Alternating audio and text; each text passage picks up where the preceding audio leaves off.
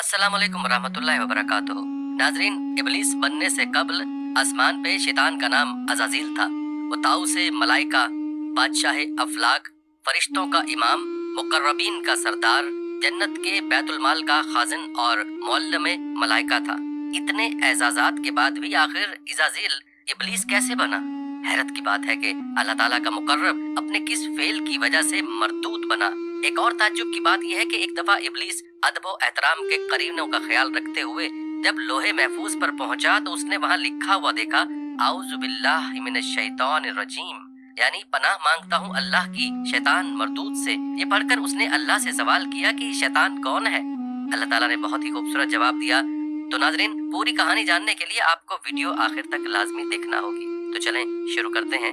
दोस्तों, आप में से अक्सर शायद इस बात से वाकिफ न हो कि आसमानों पर इबलीस खालिक कायनात के चंद मुकर्रब तरीन मलाइका में से था। उसे ये एजाजात हजारों साल तक दिनों रात की मुसलसल रियाजत और इबादत के बाइस अता फरमाए गए थे। हर वक्त हर लम्हा जिक्र इलाही उसकी सिफते खास थी। पहले आसमान से लेकर 7वें आसमान तक, जन्नतुल मावा से लोहे महफूज तक बिला रोक टोक रसाई ने उसे दूसरों से बरतर कर दिया था। हजरत आदम अलैहिस्सलाम के दुनिया में आने से कबल कुर्रा अर्ज और आसमान पर दो किस्म की मखलूकात रहती थीं, एक नूरी और दूसरी नारी। नूरी मखलूक नूर से पैदा किए गए फरिश्ते हैं जो आसमानों में रहकर दिन रात इबादत इलाही में मसरूफ रहते हैं। उनके यहाँ औरतें होती हैं और ना ही उनकी नस्ल चलती है। नारी मखलूक जिन्नात हैं जो आग से पैदा किए गए, ये जमीन पर रहते हैं। उनके यहाँ औरतें भी होती हैं और उनकी नस्ल भी खूब फैलती है। जिन्नात में शर का मादा बहुत ज्यादा होता है। अक्सर लोग इबलीस को भी फरिश्ता समझते हैं, लेकिन वो जिन्नात की नस्ल से था और आग के भड़कते शोले से पैदा किया गया था। जिस तरह इंसानों में हजरत आदम अलैहिस्सलाम को अबुल बशर कहा जाता है, इसी तरह इसके जद्दे अमजद तारानूस को अबुल जिन के नाम से याद किया जाता था। कुछ मौरखीन ने उनका नाम मारिज भी लिखा है। ये इबलीस के पैदा होने से 1.5 लाख साल पहले का वाक़या है कि इबलीस के वालिद, जिसका नाम चलीपा था और अबुल गवी उनकी कुनियत थी, उसके वालिद का चेहरा बबर शेर जैसा था। वो बड़ा बारूद, बहादुर, कवि और डंडर जिन था। वो अपनी कौम का सरदार था। कौमे अजना का हर जिन उसकी दहशत से खौफ खाता था, इसीलिए उसकी कौम उसे शाशीन के नाम से याद करती थी, जिसके माना है दिल दहला देने वाला। इबलीस की वालदा का नाम तबलीस था। वो भी अपने शौहर की तरह ताकतवर, बहादुर और नडर थी। जिनों की अक्सरियत सरकश, शरपसंद, फसादी और जंगो जदल की दिलदादा है, जबकि नेक और पुरअमन जिनों की तादाद आटे में नमक के बराबर है। इबलीस के वालिद ने अपने कबीले के लिए बहुत जंगें लड़ी और एक वक्त वो आया कि तमाम कबाइल उसके जेरे नगी हो गए। और यही वो वक्त था कि जब उसकी कौम गरूर और तकब्बुर में मुबतला होकर सरकशी पर उतर आई। यहाँ तक कि उनके झगड़ों, फसादात और खून खराबे से जमीन सुर्ख हो गई। लिहाजा अल्लाह ताला ने इस फसाद को कला कमा के लिए आसमान से फरिश्तों की फौज भेजी। जमीन पर जिनों और फरिश्तों के दरमियान एक खौफनाक जंग हुई, जिसके नतीजे में इबलीस के वालिदैन समेत ज्यादातर शरपसंद जिन मारे गए। कुछ समुद्र पार दूर दराज जजायर में जा छुपे, जबकि नेक जिनों ने गारों में पनाह ले ली। उस वक्त इबलीस कमसिन था और इस तबाही पर एक मैदान में खड़ा जारो कतार रो रहा था। उसके इर्द गिर्द जिन्नात की लाशों के ढेर पड़े थे। फरिश्तों का काम खत्म हो चुका था। वो आसमान पर उड़ते हुए वापस जा रहे थे कि अचानक फरिश्तों के एक ग्रुप ने इबलीस को रोते देखा तो जमीन पर उतर आए। वो निहायत हसीन और जमील था और चेहरे से मासूमियत भी टपकती थी। उन्हें उस पर तरस आ गया। चुनाचे उन रहमदिल फरिश्तों ने हजरत जिब्राइल अलैहिस्सलाम के जरिए अल्लाह ताला से उसे साथ ले जाने की इजाजत तलब की और फिर अल्लाह की रजा से उसे गोद में लेकर पहले आसमान पर उतर गए। वहाँ उसकी तालीम और तरबियत का बेहतरीन बंदोबस्त कर दिया गया। वह ज़हीन था और मेहनती भी। अपना तमाम तर वक्त इबादत और रियाजत में गुजारता था। अपने अतालिक फरिश्तों समेत सबसे बहुत कम बात करता। अकेला ही आसमान की सैर को निकल जाता और घंटों कुदरत इलाही को जानने की नाकाम कोशिशों में अपना सर खपाता। वक्त तेजी से गुजर रहा था। उसके सर्द रवैये ने उसे फरिश्तों में मगरूर मशहूर कर दिया था, लेकिन उसे उसकी फिक्र नहीं थी। उसका हदफ तो अल्लाह का सबसे मुकर्रब और इबादत गुजार बनना था, जिसके लिए वो दिन रात रियाजत और इबादत में मसरूफ रहता था। यहाँ तक कि एक दिन अल्लाह ने उसे दूसरे आसमान पर फाइज फरमा दिया और फिर गुजरते वक्त के साथ अपनी इल्मियत और काबिलियत की बिना पर उसे अल्लाह का कुर्ब हासिल होता चला गया। पहले आसमान पर उसे आबिद कहा जाता था, दूसरे पर जाहिद, तीसरे पर आरिफ, चौथे पर वली, पांचवें पर तकी, छठे पर खाजिन और सातवें आसमान पर उसे अज़ाज़ील के नाम से पुकारा जाता। ये तख्लीक आदम अलैहिस्सलाम से हजारों साल पहले की बात है कि एक दफा इबलीस अदब व एहतराम के करीनों का ख्याल रखते हुए जब लोहे महफूज पर पहुंचा तो उसने शुक्र व एहसान से बोझल पलकों को उठाकर ऊपर देखा। वहाँ लिखा हुआ था, आऊज़ु बिल्लाहि मिनश शैतानिर रजीम, यानी पनाह मांगता हूँ अल्लाह की शैतान मरदूद से। ये तहरीर पढ़कर उसके पूरे वजूद पर खौफ से सनसनाहट तारी हो गई। उसने डरते डरते अर्ज किया, ए अल्लाह, ये शैतान कौन है? बारगाहे खुदाबंदी से निदा आई, ए अज़ाज़ील, ये निहायत आबिद, जाहिद, बरगजीदा और मेरे मुकर्रबीन खास में से है, लेकिन ये तकब्बुर में मुब्तला होकर मेरी हुक्म अदूरी करेगा। बस मैं उसे मलून और मरदूद करार देकर रांदा दरगाह कर दूंगा। रब्बे जुल जलाल की इस बात से वो लरस उठा। अटकते लफ्जों के दरमियान उसने फिर अर्ज किया, ए माबूद बरहक, क्या मैं उससे वाकिफ हूँ? इरशाद हुआ, वक्त आने पर तो न सिर्फ उसे पहचान जाएगा बल्कि उसके अंजाम से भी वाकिफ हो जाएगा। अर्शे मुअल्ला से आने वाले इस जवाब से उसका वजूद कांप उठा। बेइख्तियार आंखों से आंसू जारी हो गए। उसने सोचा, आखिर वो कौन बदबख्त व बदनसीब होगा जो हमेशा के लिए निशान इबरत बना दिया जाएगा। उसे जरा भी खबर नहीं थी वो जो बदबख्त व बदनसीब होगा वो खुद इब्लीस ही होगा, जो अज़ाज़ील के तख्त से गिरा दिया जाए, जो तकब्बुर करेगा, जो अल्लाह के हुक्म की खिलाफ वर्जी करेगा।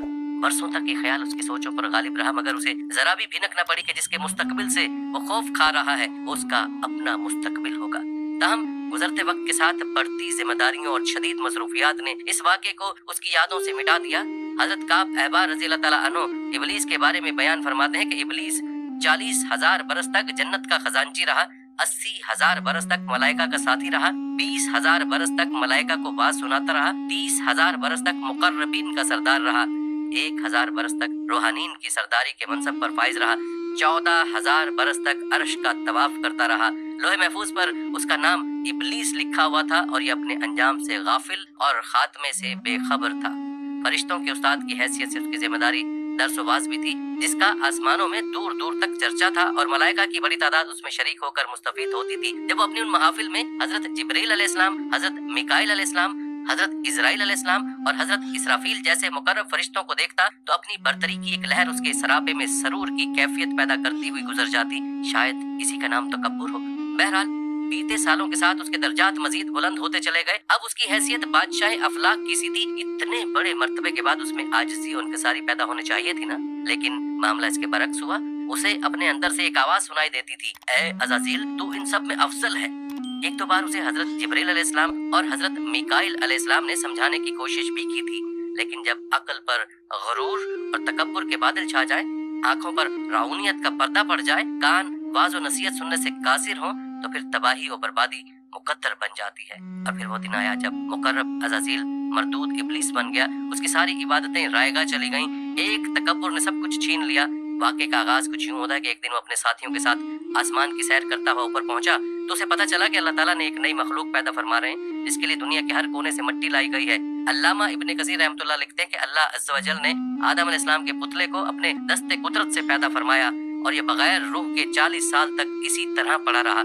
फरिश्ते जब उसके पास से गुजरते तो घबरा जाते। उनमें से सबसे ज्यादा घबराने वाला इब्लीस था। ये उसके पास से गुजरता तो उसे मारता, जिसकी वजह से उससे जिस्म से ऐसी आवाज निकलती जैसे खनखनाती मिट्टी की ठीकरी से निकलती है। इब्लीस उस जिस्म के मुंह से अंदर दाखिल हुआ और पीछे से निकल आया और फरिश्तों से कहा कि तुम इससे न डरो, ये तो अंदर से खाली है।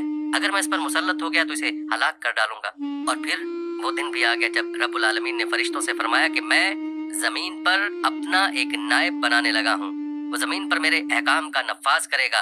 फरिश्तों ने अर्ज किया, परवरदिगार आलम, ये जमीन पर फसाद बर्पा करेगा और ये आपस में खून रेजी करेंगे, जबकि हम तो दिन रात आपकी तस्बीह करते रहते हैं और आपकी पाकी बयान करते रहते हैं। अल्लाह ताला ने फरमाया, जो कुछ मैं जानता हूँ वो तुम नहीं जानते। फिर अल्लाह ताला ने आदम अलैहिस्सलाम को तमाम चीजों के नाम सिखा दिए और उन्हें फरिश्तों के सामने पेश करते हुए फरमाया, अगर तुम सच्चे हो तो मुझे इनके नाम बताओ।